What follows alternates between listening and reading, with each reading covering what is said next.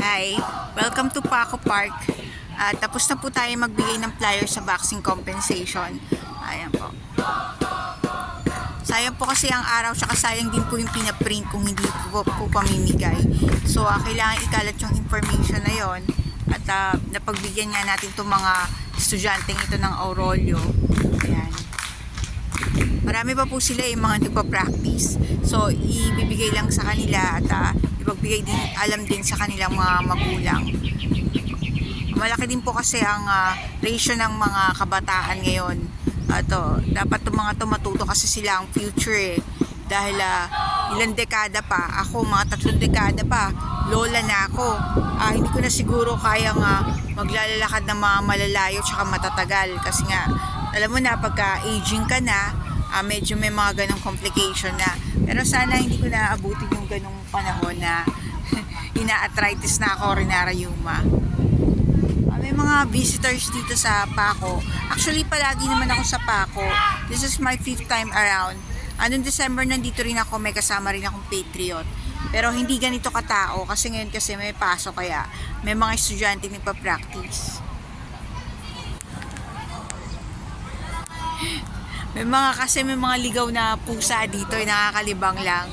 Ayan, kaya dapat pag mapupunta ako dito talaga may dala-dala akong cat food kasi lalapitan ka talaga ng mga pusa Parang nakakakonsensya naman kung wala kang bibigay sa kanila. Ayan, nakilala nga ako si Abu.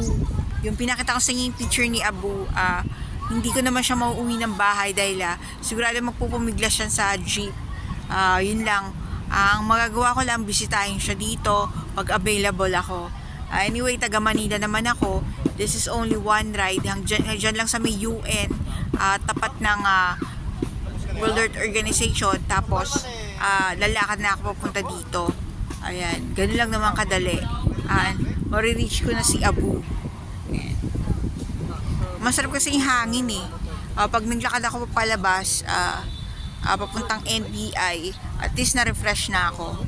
Kasi re-renew ko na yung NBI ko kaya ako nandito. Kasi 'di ba, nagsi 6 months lang 'yon. So renew ka na naman. Dito kasi yung area kung saan ang NBI malapit at saka yung police clearance dito mo rin naayusin dito sa area na 'to. Kaya babalik ako dito sa place na 'to. Yan. Sino mga nag-high school sa Aurolio, Santa Isabel, ito familiar itong place na to. Ako kasi Santa Isabel, yun naman, tapat naman kasi ng Luneta yon. Pag exit ko sa Santa Isabel, nasa Luneta na ako.